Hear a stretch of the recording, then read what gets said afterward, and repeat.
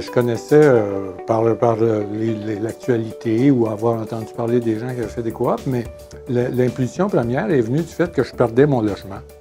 Parce que le logement que j'habitais était repris, le propriétaire reprenait possession du logement.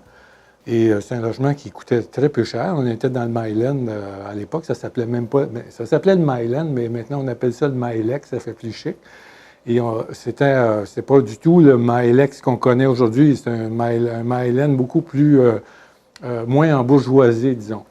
Et donc je perdais mon logement. Et là, je me retrouvais, parce que je payais très peu cher, j'étais étudiant, je me retrouvais sans logement dans un laps de temps assez court. Et avec des gens autour,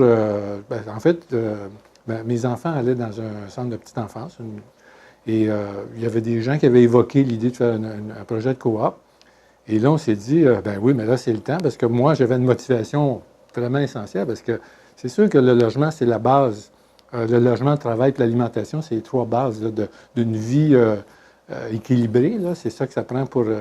Donc, c'est par le fait que je perdais mon logement que je me disais, mais pourquoi pas faire une coop? Puis je connaissais des gens qui étaient intéressés. Et quelques mois avant, il y avait eu un incendie spectaculaire juste en face de chez moi et le bâtiment avait été démoli. Et ce qui était curieux, c'est qu'on avait, avec des gens du quartier, milité pour que ça soit transformé en parc. Mais là, les besoins ont changé et puis les gens ont trouvé que c'était une bonne utilisation publique de faire une coop, même si ce n'est pas du logement public. C'était une bonne utilisation sociale de dire, bien là, il y a un terrain vacant, il est libre, donc pourquoi pas faire un projet de coop? Et là, on a réussi à acheter ce terrain-là et un autre terrain pas très loin.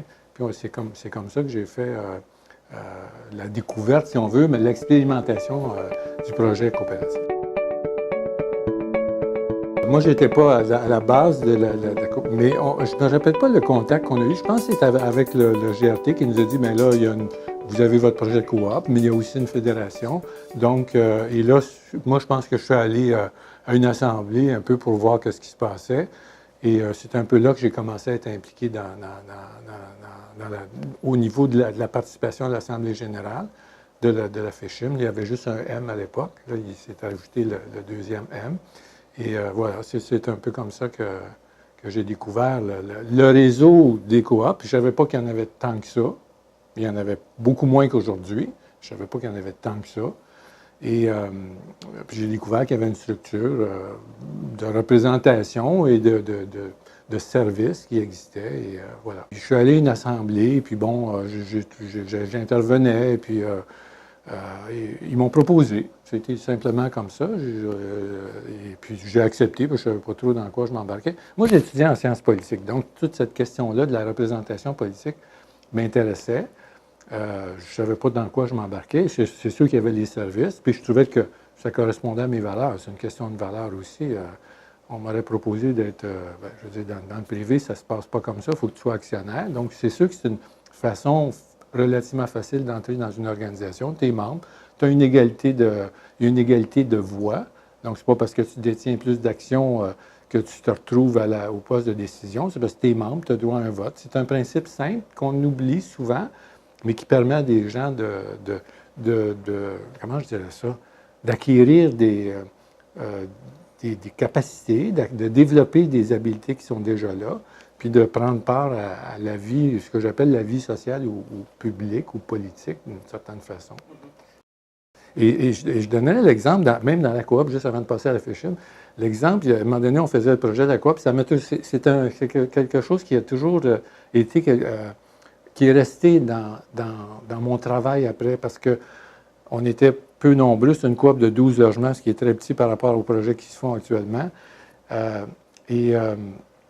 On avait peu de monde, puis plusieurs tâches à faire. Puis à un moment donné, il manquait quelqu'un pour s'occuper des assurances. Puis il y avait une des membres du groupe, la coop, qui était là, puis qui était une artiste. Donc il a dit, mais là, il faut que quelqu'un s'occupe des assurances. Et elle a dit, je connais rien là-dedans. Puis on lui a dit, justement, tu vas apprendre, mais il faut que tu t'en occupes. Et ce qui m'a toujours frappé, c'est que dans les années qui ont suivi, elle en connaissait beaucoup plus que tout le monde autour, même si au départ, elle ne connaissait rien. Donc, elle a pu développer ses capacités en prenant une responsabilité, mais aussi parce qu'on lui a dit, ben tu connais rien, mais tu vas apprendre. Puis, donc, pour moi, la formule coop, c'est un fantastique lieu d'apprentissage parce que tout le monde peut le faire. Moi, il y avait deux rôles que je trouvais importants. C'était le développement des services, la consolidation des services, notamment au niveau des assurances. Puis aussi le rôle politique, parce que faut se rappeler qu'à l'époque, en termes de développement de coop, moi, j'étais dans ma tête à la FICHIM, je n'étais pas juste là pour servir les membres, mais c'était pour développer le mouvement. C'était pas juste, regarde, une fois que les coops sont faites, on leur donne des services, puis il y avait une question de développement puis de représentation politique, de faire valoir leur mission, de faire valoir leur nécessité. Donc ça, c'était très important pour moi de mettre ça de l'avant et de situer par rapport au logement social dans son ensemble. Parce qu'on a souvent confondu les coops avec du logement social. Je ne veux pas... Le logement social a son rôle à jouer, à sa place, tout ça, mais la différence entre le logement social qu'on dit HLM, la différence entre ça et les coops, c'est que dans les coops, il y a une prise en charge. Et les gens disent, bien, nous, on est responsable de l'entretien, de la bonne marche des coops, puis de sa pérennité. Donc, il y avait cet élément-là. Puis pour moi aussi, il faut se rappeler qu'à l'époque, en termes de développement, les taux d'intérêt en 82, on ne s'en souvient pas, là, mais les taux d'intérêt en 82 étaient autour de 20 quand tu voulais acheter une maison, bien, le taux d'intérêt, c'est entre 18 et 20 Aujourd'hui, on n'est pas du tout dans ces marges-là. On peut avoir des prêts hypothécaires à 3 Donc, il y avait une nécessité de développer cette formule-là. Bon, les GRT le faisaient, mais moi, j'ai toujours vu le rôle de la FICHIM comme étant aussi un rôle de développement du mouvement. Pour le mouvement, il y avait la question de la reconnaissance. Mais pour la FICHIM elle-même, il y avait un enjeu financier. Je me souviens très bien qu'il y avait un enjeu financier. Ça n'allait pas de soi qu'on balançait le budget. Puis, je me souviens très bien, une année, le vérificateur est arrivé et a dit, bien, moi, je vais mettre une note dans les états financiers en disant que la survie à long terme de l'association, de la fédération, était en danger. Et je me souviens très bien avoir négocié avec le vérificateur pour faire enlever cette clause-là. Parce que là, c'était comme elle estimait que c'était dans son obligation, de sa responsabilité professionnelle, de dire il y a un danger de pérennité, il y a un risque au niveau de la pérennité. Donc, je suis obligé de mettre une note. Et c'est sûr que ça donne un mauvais signal aux sociétaires, aux membres qui disent ah, bien, moi, je cotise à ça, j'ai un programme d'assurance avec eux. La survie de l'association, de l'organisation est en jeu. Et on avait réussi avec, je me souviens, c'était Marie Bouchard qui était là à l'époque, qui maintenant enseigne au HSC, excusez-moi, à l'UQAM, en gestion des coopératives, puis en gestion, et qui était là, puis on négociait avec la comptable, dont je tairai le nom parce que, par respect pour... mais bon, je comprenais pourquoi elle faisait ça aussi. Elle avait des raisons autres là, de faire ça, mais parce qu'elle avait une boîte de gestion qui était un peu concurrente à celle de la FICHIM, parce que la FICHIM faisait aussi de la gestion.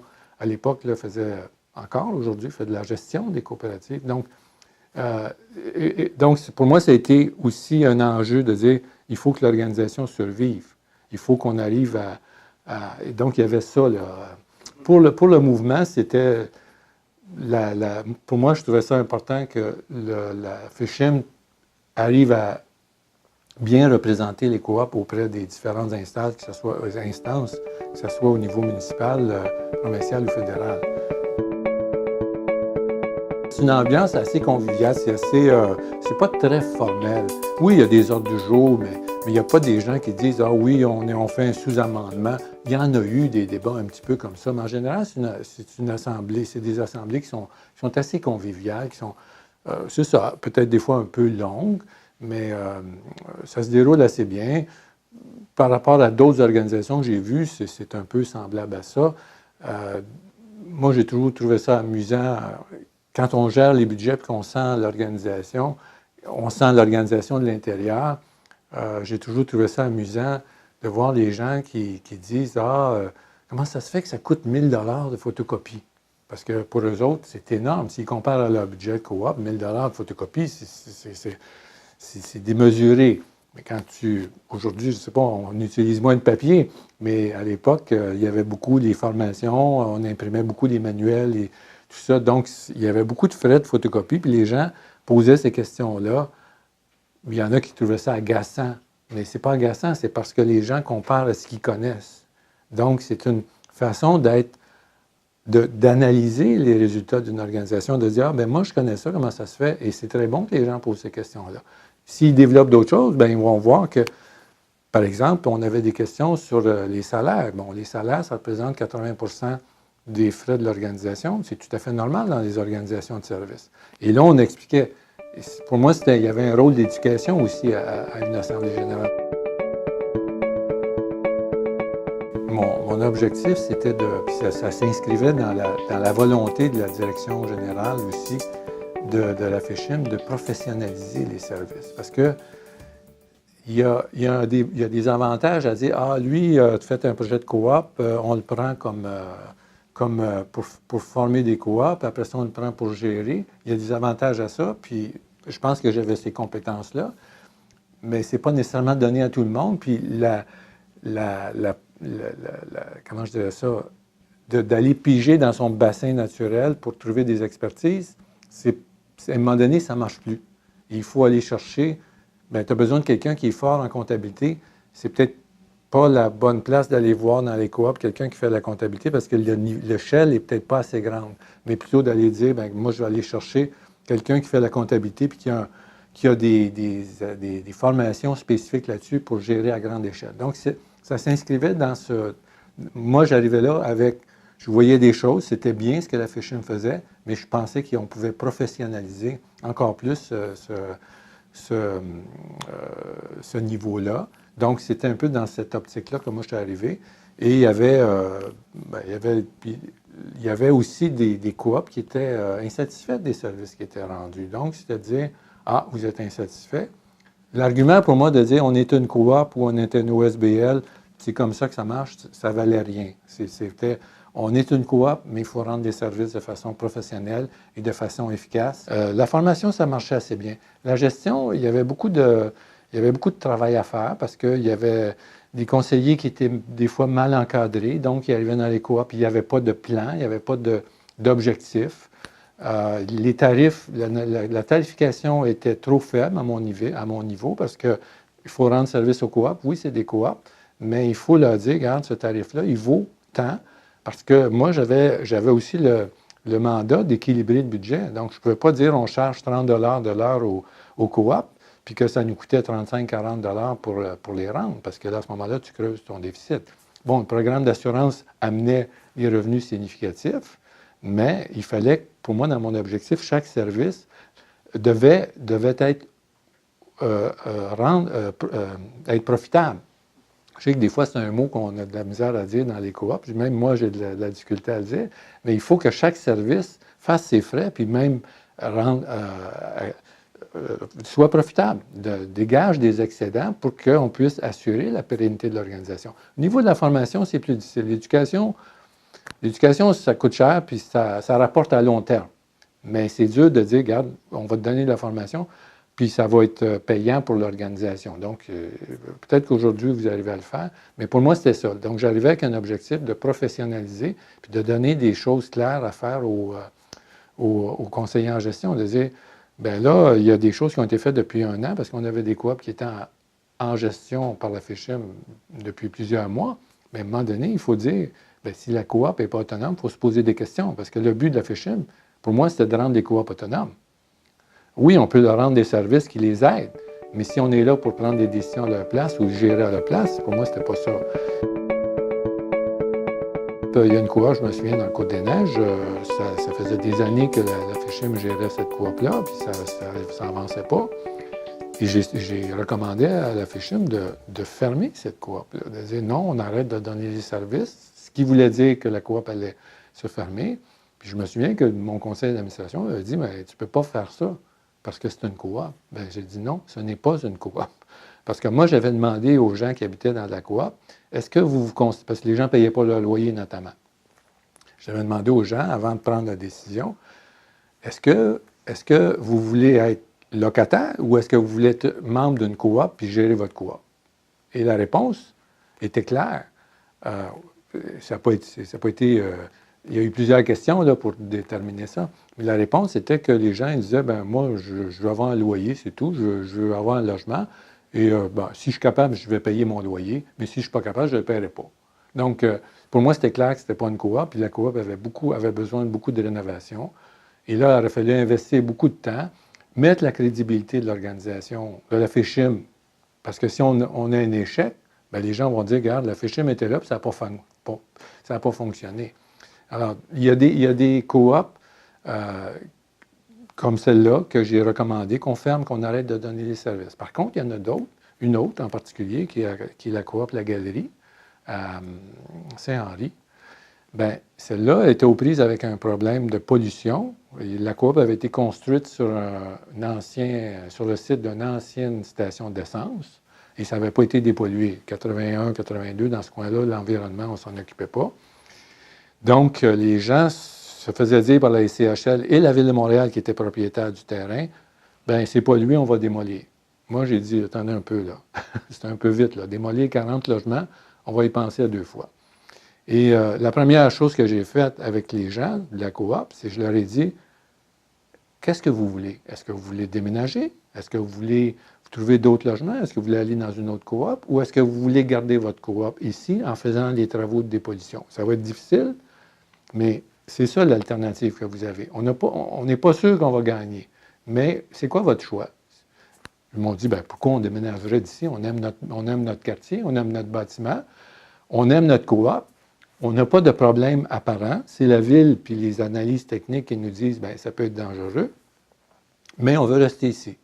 Parfait. Vous voulez rester ici? Ça peut prendre du temps, mais on va faire la bataille. On va faire le travail qu'il faut.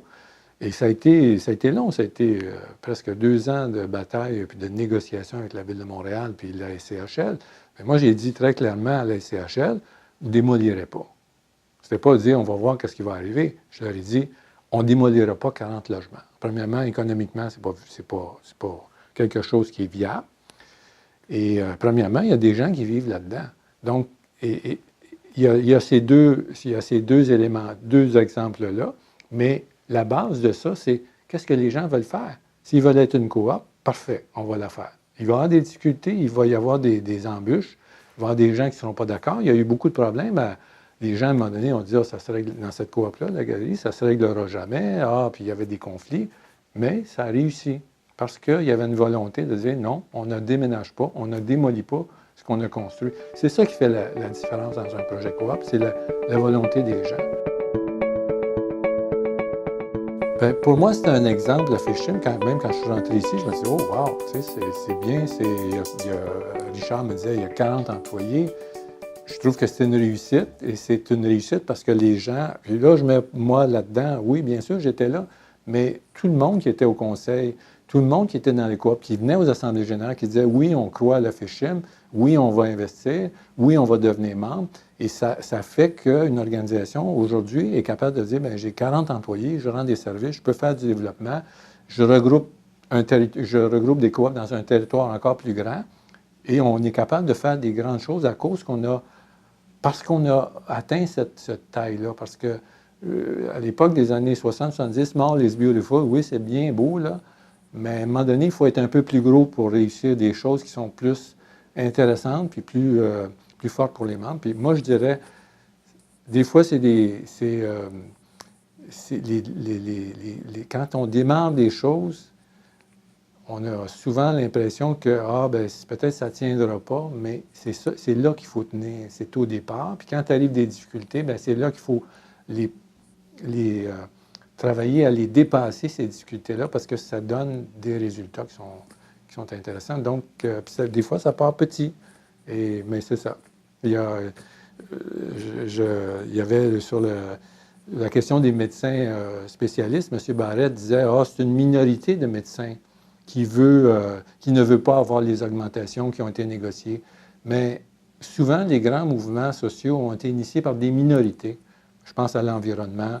Je pense aux coops. Les coops, c'était une minorité de personnes qui voulaient faire des coops. Maintenant, il y en a beaucoup, beaucoup. Et ça provoque des changements. Moi, je me souviens que les coops, dans le plateau, par exemple, ça a provoqué des changements. Ça a amélioré l'aspect du quartier. Si le plateau est aussi, centre-sud aussi, si centre-sud et le plateau sont aussi intéressants maintenant pour les clientèles autres que les coops, c'est beaucoup parce qu'il y a eu des projets de coop qui ont revampé, si on veut, l'allure du quartier en construisant sur des sites abandonnés ou des sites délaissés par des promoteurs parce qu'ils trouvaient que le quartier n'était pas intéressant. Donc, souvent, c'est des petites choses, des minorités qui sont à la base de mouvements sociaux importants.